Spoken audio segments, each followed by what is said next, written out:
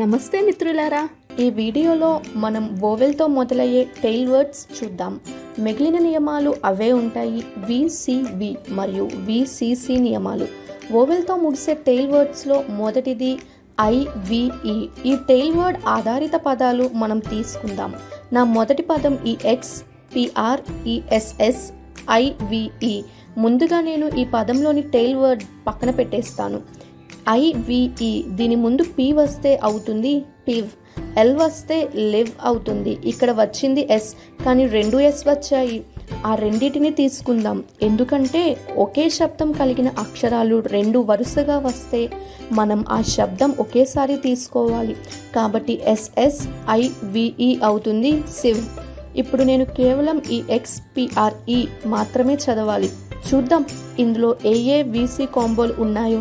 నా మొదటి VC combo ఈ ఎక్స్. పిఆర్ఈలో ఇంకే వీసీ కాంబో లేదు, కాబట్టి వీసీ కాంబో ఈ ఎక్స్. దాని తరువాత పి వచ్చింది, కాబట్టి ఇది విసిసి అయ్యింది. ఎప్పుడైతే విసిసి వస్తుందో అప్పుడు నేను సి మరియు సి మధ్యలో పదం విరవాలి. కాబట్టి ముక్కలు చేశాక ఈ పదం అయ్యింది ఈ ఎక్స్, పిఆర్ఈ మరియు ఎస్ఎస్ఐవిఈ. ఈ ఎక్స్ ఎక్స్, పిఆర్ఈ ప్రే, డబుల్ ఎస్ ఐవిఈ సివ్, ఎక్స్ ప్రే సివ్, ఎక్స్ప్రెసివ్. గమనించండి, ముక్కలు చేసిన తరువాత చదివేటప్పుడు మనం ఈ పదాన్ని ఒకటిగా చదవాలి. తరువాత పదం చూద్దాం, అది OBSTRUCTIVE. ఇప్పుడు ఈ పదాన్ని మనం చదువుదాం. ముందు పదంలానే ఈ పదంలో కూడా ఐవిఈ టెయిల్ వర్డ్ ఉంది. ఐవిఈ ఇవ్. ఈ పదంలో దాని ముందు టీ వచ్చింది కాబట్టి అది అయింది టెవ్. కాబట్టి మనం ఇప్పుడు మిగిలిన పదం మాత్రమే చదవాలి. మిగిలిన పదంలో వీసీ వెతుకుదాం. ఇక్కడ ఏ వీసీ ఉంది? మొదటి వీసీ కాంబో ఓబి, రెండవ వీసీ కాంబో యూసీ. మొదటి వీసీ కాంబో విసివి అవుతుందా లేక విసిసి? ఇది విసిసి, కాబట్టి మనం సి మరియు సి మధ్యలో పదం విరుద్దాం. రెండవ వీసీ కాంబో విసివి అవుతుందా లేక విసిసి? రెండూ కాదు, ఎందుకంటే మనం సి తరువాత పదం టివ్ అని చదివేశాం. దీని అర్థం మనం STRUV ఒకసారిగా చదివేద్దాం. కాబట్టి ఈ పదం అయింది 3 భాగాలు. OB ob, STRUC struc, TIVE tive, obstructive obstructive. ఇప్పుడు మనం ఐవిఈ కాకుండా మరొక టెయిల్ వర్డ్ తీసుకుందాం. మన tail word ISM.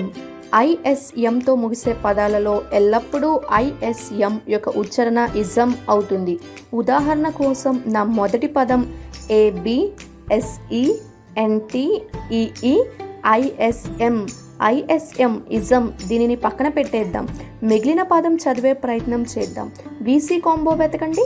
VC combo AB, కరెక్ట్గా చెప్పారు. నా రెండవ వీసీ కాంబో ఈఎన్, ఇది కూడా కరెక్ట్.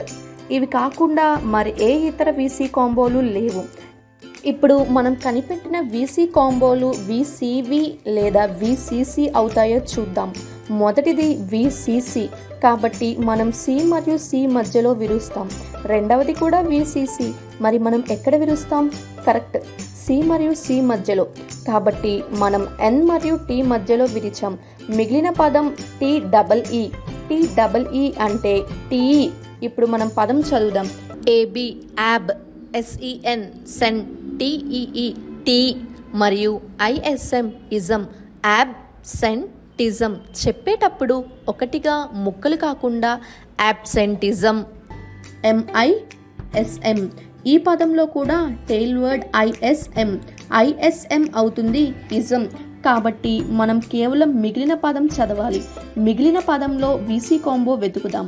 మొదటి వీసీ కాంబో ఓపి, రెండవ వీసీ కాంబో ఐఎం. మొదటి వీసీ కాంబో విసివి లేదా విసిసి అనేది చూద్దాం.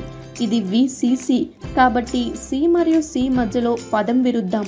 రెండవ వీసీ కాంబో తరువాత ఏమీ లేదు, కాబట్టి మనం దానిని ఒకటిగా చదవాలి. కాబట్టి ఈ పదం యొక్క భాగాలు ఓపి.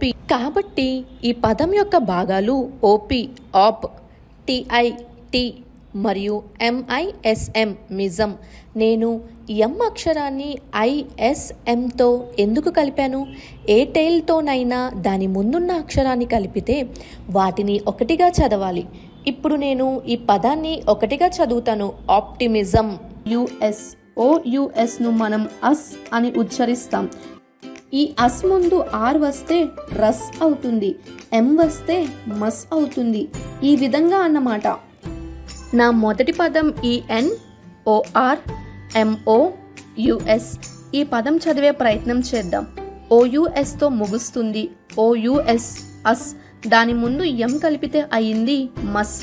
కాబట్టి దీనిని పక్కన పెట్టేద్దాం మరియు కేవలం మిగిలిన పదం చదువుదాం. మిగిలిన పదంలో VC కాంబో వెతకాలి. నా మొదటి VC కాంబో EN, రెండవ VC కాంబో OR. మరి మొదటి VC కాంబో VCV అయిందా లేదా VCC? మొదటి VC కాంబో VCV. కాబట్టి నేను V మరియు C మధ్యలో పదం విరుస్తాను. మరి రెండవ VC కాంబో దాని ముందైతే ఏమీ లేదు. దాని అర్థం మనం అది ఒకటిగా చదవాలి. కాబట్టి ఈ పదం యొక్క భాగాలు ENORMOUS. నేను దీనిని ఎనార్మస్ అని ఉచ్చరిస్తాను, అంటే ఎనార్మస్. మరొక పదం చూద్దాం. VICTORIOUS. OUS యొక్క ఉచ్చారణ అస్.